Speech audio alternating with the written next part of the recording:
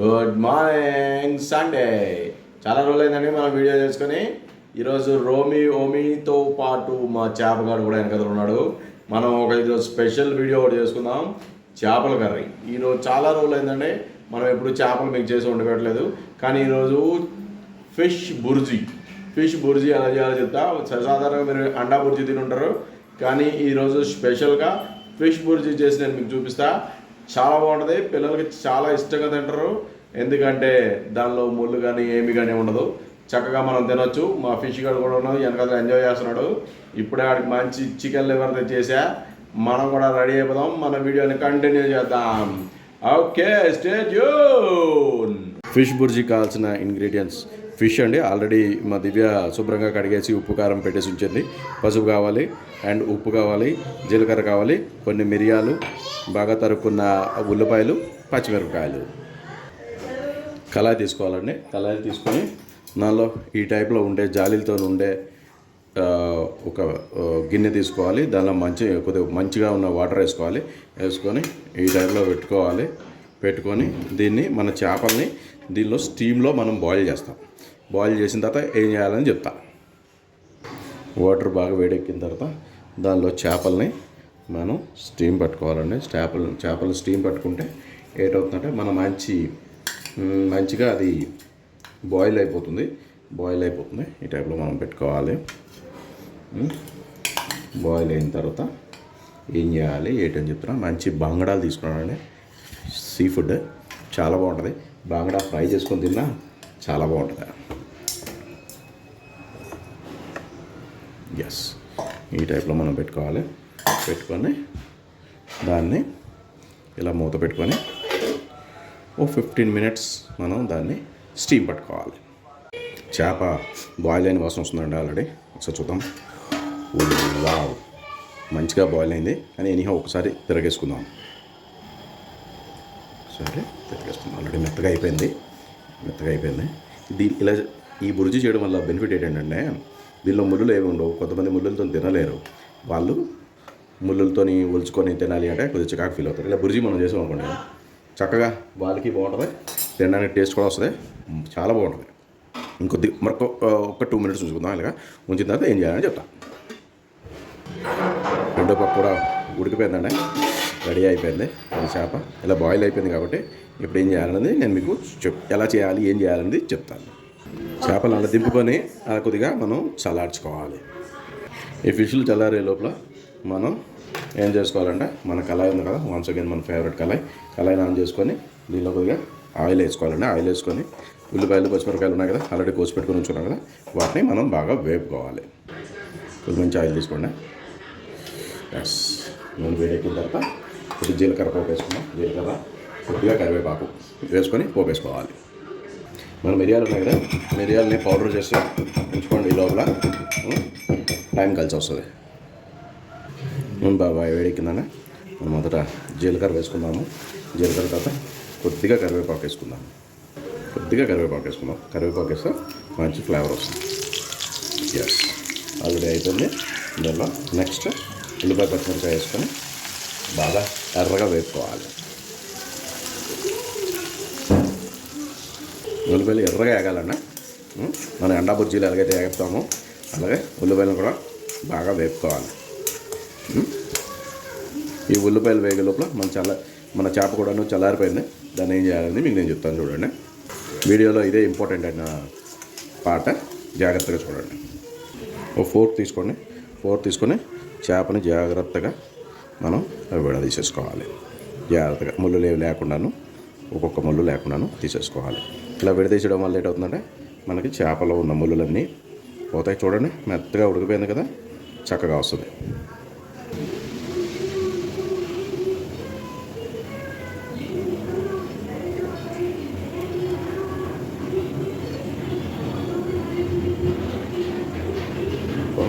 అక్కడ వచ్చింది కదా, భలే ఉంది కదా. అలాగే అన్ని చేపలు కూడా తీసేసుకోవాలి. చూడండి, మొత్తం తీసిన తర్వాత కొన్ని ముళ్ళులు ఉంటాయి. ఆ ముళ్ళని జాగ్రత్తగా సెపరేట్ చేసేసుకోవాలి. ఇది కొద్ది పని ఉంటుందండి.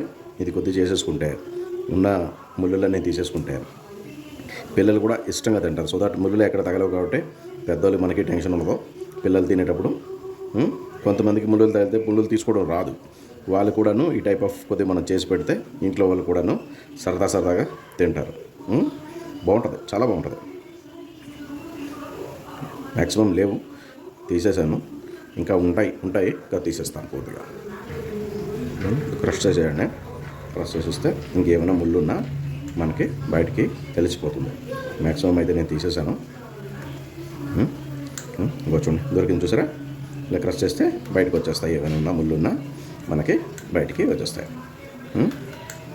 నిద్ర ఎస్.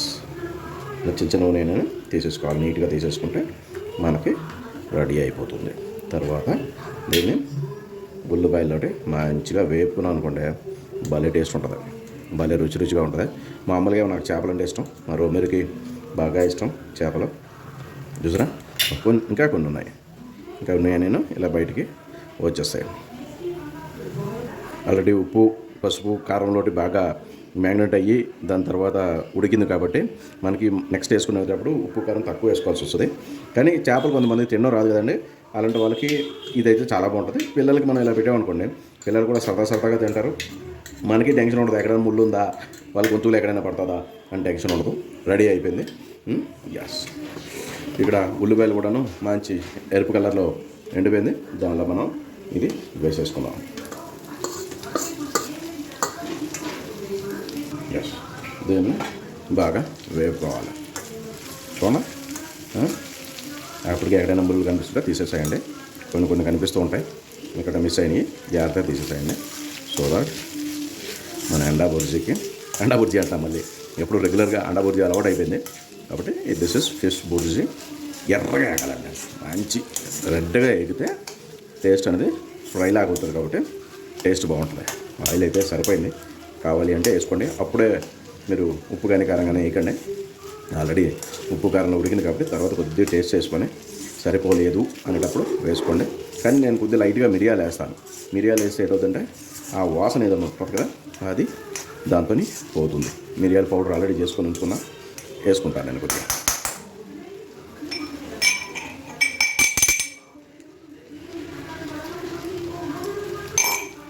మిరియాలు వేస్తానంటే పిల్లలకు కూడాను చాలా మంచిది. అందులో ఇది వర్షాకాలం కదా, వర్షాకాలంకి జలుబులు దగ్గులు జ్వరాలు వస్తుంటాయి. దానికి మిరియాలు అయితే చాలా బాగుంటుంది. ఇది అలా అన్నంలోటైనా కలుపుకొని తినొచ్చు, లేదంటే పిల్లలకి అలా పెట్టినా ఇష్టంగా తింటారు. బాగా కలుపుతూ ఉండాలండి, ఎందుకంటే కిందన అంటుకుంటుంది, చేపలు కదా అంటేసుకుంటుంది. అంటుకోకుండాను మనం చూసుకోవాలి. అంటుకొని మాడిపోతే మళ్ళీ దాని టేస్ట్ పోతుంది. చూడండి, మంచిగా ఉంది కదా, మంచిగా కనిపిస్తుందా మీకు? మీరు అందరూ వీడియోలు చూస్తున్నారు కానీ మనం సబ్స్క్రైబ్ చేసుకోవట్లేదు. యాజ్ వెల్ యాజ్ మీ సజెషన్స్ కూడా ఏమైనా ఇస్తే, ఇంకేమైనా మీ ఏరియాలో మంచి వంటలు ఏమైనా ఉంటే నాకు అవి పంపించారనుకోండి, నేను కూడా నేర్చుకుంటా. కొత్త వంటలు నేర్చుకోండి అంటే నాకు భలే సరదా ఉంటుందా. ఇదిగా బాగా ఎగుతుంది,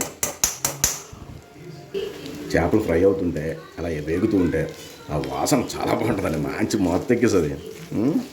చేపలు తినేవాళ్ళు, రెగ్యులర్గా చేపలు తినేవాళ్ళు ఆ వాసనని ఫీల్ అవుతూ తింటారు.